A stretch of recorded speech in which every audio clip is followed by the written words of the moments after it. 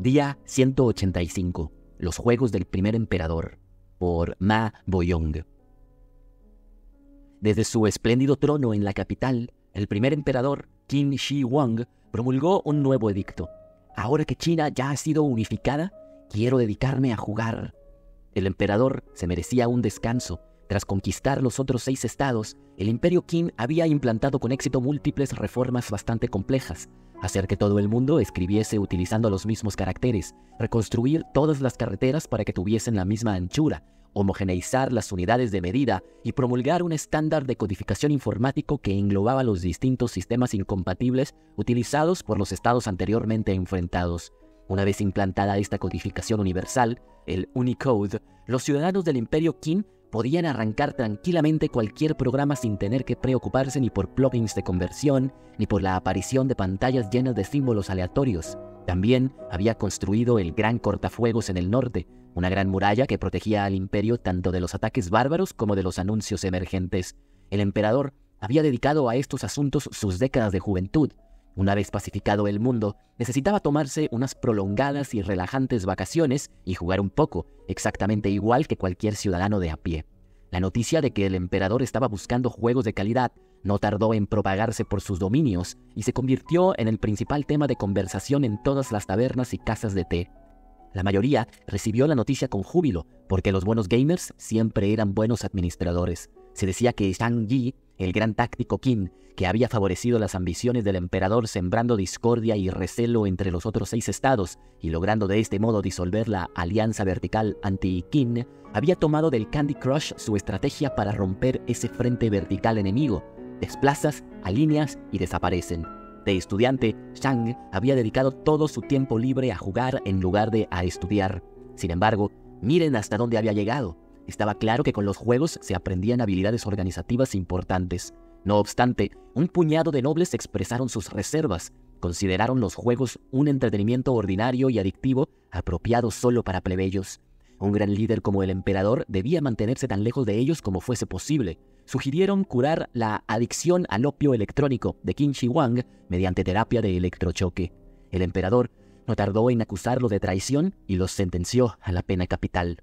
Sin embargo, entre quienes más revuelo suscitó la noticia fue entre los filósofos y eruditos rivales de las 100 escuelas de pensamiento, aquellos cerebritos obsesionados con llevar a la práctica sus teorías sobre cómo mejorar el gobierno, comprendieron en el acto las importantes implicaciones. Al ser el emperador la cabeza de ese extenso imperio, su elección de juegos afectaría de manera inevitable a su filosofía de gobierno, y eso les daba una tremenda oportunidad de ganar para su causa al responsable de las políticas de la nación, a través de lo que, en apariencia, no era más que un mero entretenimiento. Si el emperador quedaba cautivado por el juego de un filósofo, era probable que promoviese medidas conducentes a una sociedad en sintonía con las sagaces ideas del erudito en cuestión.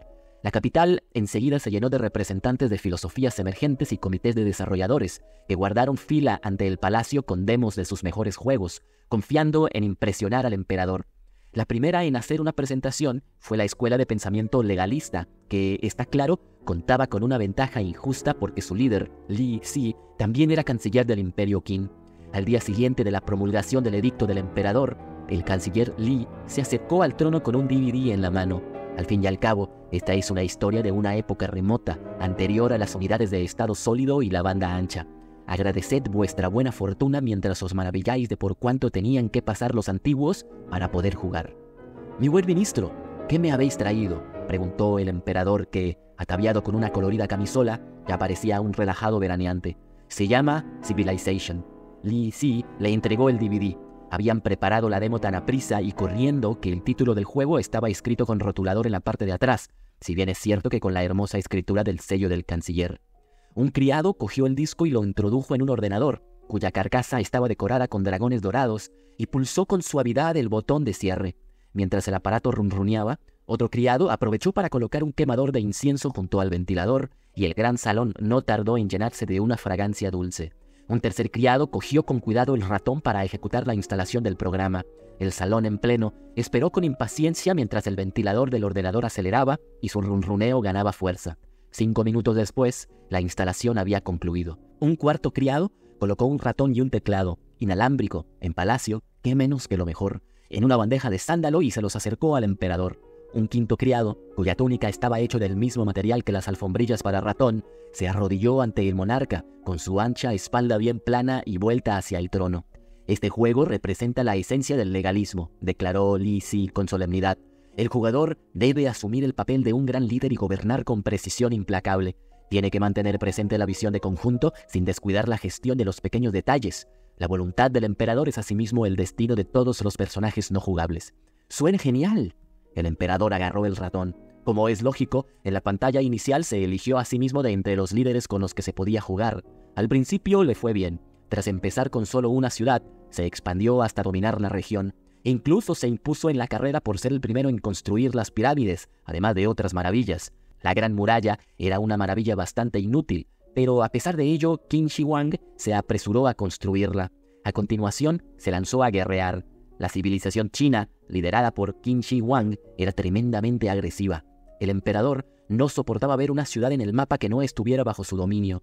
Ya en la Edad de Piedra empezó a invertir la mayor parte de sus recursos en unidades militares y siempre estaba en guerra. Se lo estaba pasando en grande porque la partida le hacía acordarse de sus propios años de conquistas. Sin embargo, al poco dejó de disfrutar con el juego. Como consecuencia de tanta agresividad en las primeras etapas de la partida, todas las demás civilizaciones lo consideraban su enemigo. No le quedó más remedio que invertir todos sus recursos en edificios y unidades militares. Las ciudades se sublevaban por doquier, protestando por los impuestos elevados, la falta de espacio y las continuas guerras. El fuego de la rebelión se propagó por el imperio.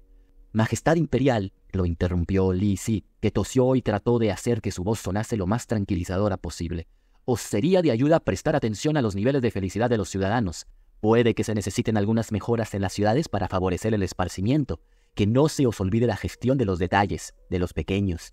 Qin Shi Huang hizo caso omiso del consejo. Él era el emperador. Era inconcebible que alguien pudiese esperar que se rebajara hasta el extremo de preocuparse por la felicidad de unos plebeyos en un juego. Se supone que son ellos quienes tienen que entretenerme a mí, no al revés. El emperador redujo a cero el indicador del gasto en ocio y luego sacrificó a un ciudadano haciéndole atacar una catapulta.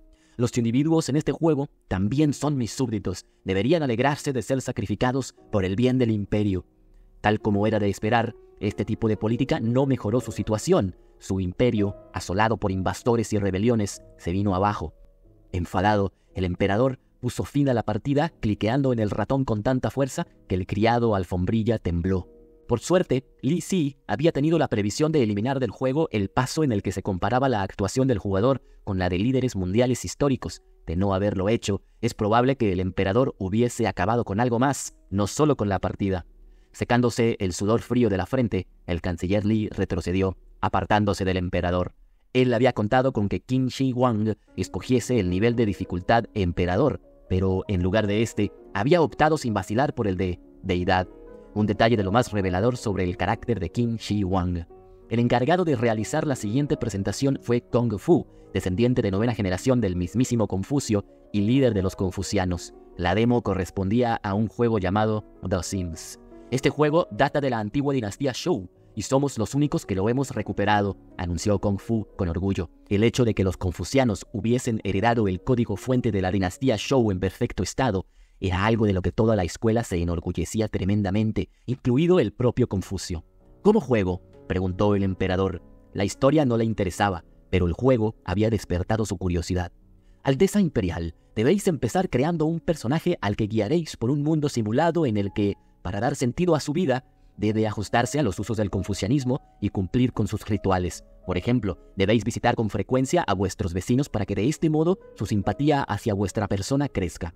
Tal como dijo el propio gran sabio, que el respeto que profesas a tus ancianos padres se extienda a los padres de otros, que el amor que prodigas a tus propios hijos alcance a los hijos de otros. El quid de este juego es reforzar los lazos sociales». El sermón aburrió al emperador. De no haber estado de vacaciones, ya habría llamado un buen rato atrás a los soldados para que se llevasen a rastras a este pedante.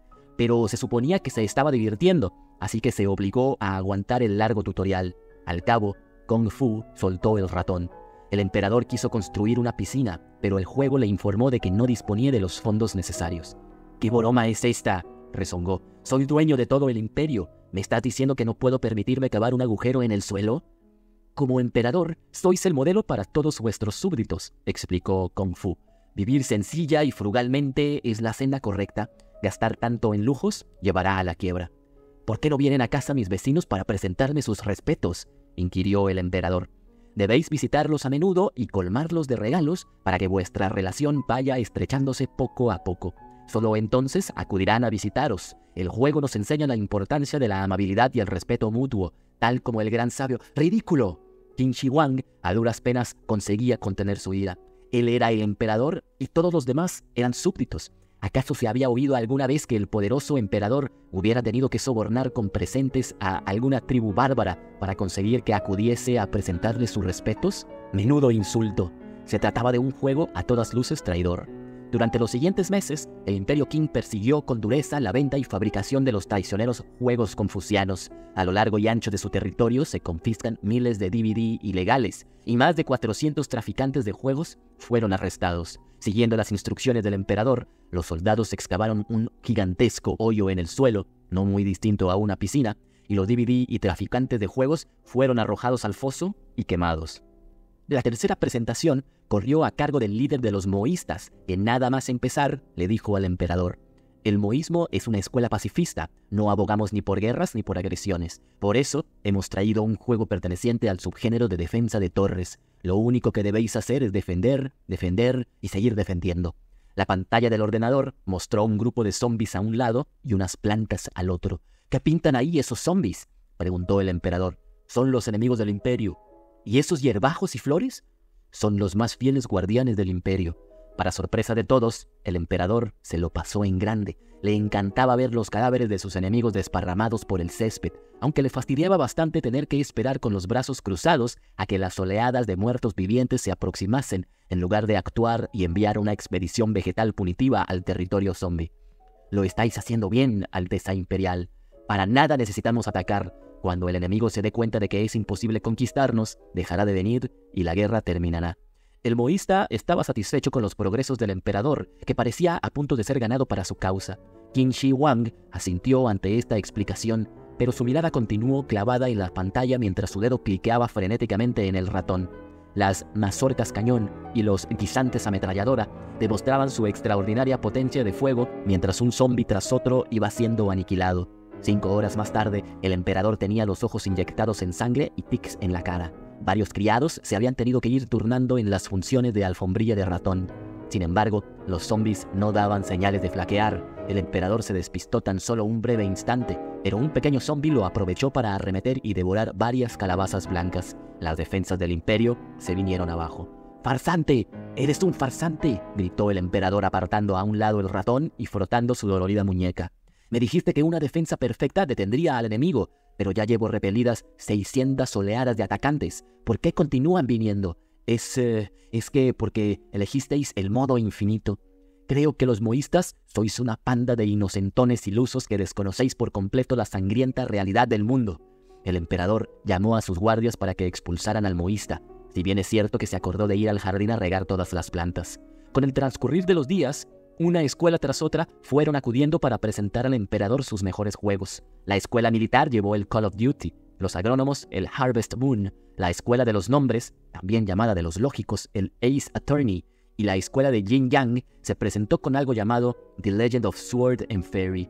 Pero todos fueron reprobados tras una sola partida de prueba por parte del emperador. Nadie conseguía dar con lo que podía gustar al augusto soberano. Mientras tanto, sucedió algo que acaparó la atención de todo el mundo. Como no conseguía encontrar un juego que lo agradase de veras, el emperador cogió su carruaje y salió de excursión.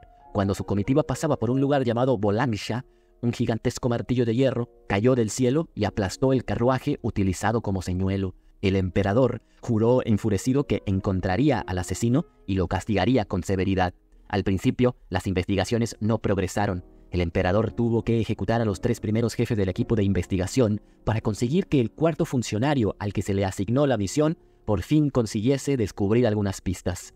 Basándose en la trayectoria del martillo, el cráter del impacto y cómo habían quedado esparcidos los restos del carruaje señuelo, este hombre dedujo que el asesino tenía que ser un experimentado jugador de Angry Birds. No eran tantos los que podían permitirse un teléfono con las prestaciones que requería este juego. Recordad que esto sucedió largo tiempo atrás. y la ahora mucho más reducida lista de sospechosos no tardó en conducir a los investigadores hasta un joven llamado Zhang Liang. No obstante, Zhang se las apañó para demostrar su inocencia ante la acusación. Aseguró que, al ser nativo del estado Han preunificación, era asimismo, por asociación, ciudadano de Hanguk, la tierra de los Han, es decir, coreano. Y todos los gamers sabían que los jugadores coreanos dominaban el StarCraft, proeza imposible de lograr a menos que te dedicases a su práctica en cuerpo y alma. Por lo tanto, era imposible que él hubiese tenido ni un minuto para malgastar con Angry Birds. Cuando lo pensabas un poco, te dabas cuenta de que la lógica era en efecto irrefutable. Justo cuando todo el imperio estaba anonadado por el vuelco de la situación en los tribunales, apareció un occidental llamado Xu Fu, que los sacó del apuro. De cabello rubio y ojos azules, Xu Fu acudió a ver al emperador ataviado con un flamante traje de estilo occidental y zapatos relucientes, con el aspecto característico de los miembros de la élite mundial. «¿Qué juego me has traído?», preguntó el emperador al ver que Xu Fu tenía una diminuta memoria USB. «Algo que nunca jamás de los jamases habéis visto. Es completamente alucinante». Xu Fu pinchó la memoria USB en el ordenador del emperador, abrió un archivo con varias diapositivas PowerPoint y procedió a realizar una elegante presentación. «Pero eso no son más que diapositivas», se quejó el emperador. «¿Dónde está el juego?». «Vuestra Alteza Imperial, la prosperidad de un estado que se centre tan solo en los beneficios inmediatos y tangibles no perdurará demasiado. Debemos mirar más allá del horizonte e invertir en el futuro para así garantizar una prosperidad duradera». «¿A dónde quieres llegar?». «El juego que os estoy presentando es una obra de genialidad sin par. No obstante, todavía se halla en fase de desarrollo en la brumosa isla de Penglai. Ahora bien, si vuestra Alteza Imperial estuviese dispuesto a invertir una pequeña cantidad de capital riesgo para impulsar el proyecto, le garantizo que en un año tendríamos una versión beta y en 3 ya lo habríamos lanzado al mercado. Tal como he explicado en la presentación, esta es una oportunidad increíble, bajo riesgo y grandes beneficios». «Pero…», el emperador titubeó. El discurso de Xu Fu era tentador, pero no se le antojaba correcto entregar dinero sin recibir un juego a cambio. Todos los demás habían llegado con el producto terminado. «La indecisión no es un rasgo que los grandes líderes deban cultivar», recitó Xu Fu. «Una oportunidad como esta puede esfumarse en un momento». Xu Fu convenció por fin a Qin Shi Huang. El emperador preparó una flota que navegaría hasta la isla de Penglai y la cargó con tesoros que constituían su inversión en el juego. Xu Fu prometió regresar entre 1 y 3 años más tarde trayéndole el mejor juego del universo. «Quedo a la espera de tus buenas nuevas», le dijo a voces el emperador desde el muelle. Xu Fu mostró sus relucientes dientes y se despidió con la mano enérgicamente desde su nave. «Sin problema, podéis confiar en mí». Cuando las naves estaban perdiéndose en el horizonte, el emperador cayó de improviso en la cuenta de que Xu Fu nunca le había dicho el nombre del juego. Se volvió hacia su leal consejero Xiao Gao. «¿En algún momento te mencionó el señor Xu el nombre de este juego tan envuelto en la bruma?», le preguntó. «No», respondió Xiao Gao, «pero eché de tapadillo una miradita a su portátil. A ver, sí, ya me acuerdo. Se llama El verdadero Duke Nukem Forever». «¡Qué buen nombre!», exclamó el emperador suspirando mientras su mente se llenaba de imágenes gloriosas. «Me muero de ganas de jugar».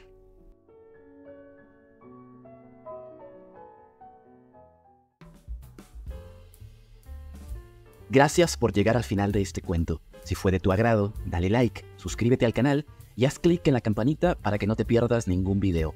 Con eso me ayudarías muchísimo a seguir difundiendo la lectura. Por si no lo sabes aún, en este canal hacemos literatura para llevar. Leo un cuento todos los días para quienes no tienen oportunidad de agarrar un libro y sentarse a leer. De nuevo, gracias por tu apoyo y un abrazo. Nos leemos mañana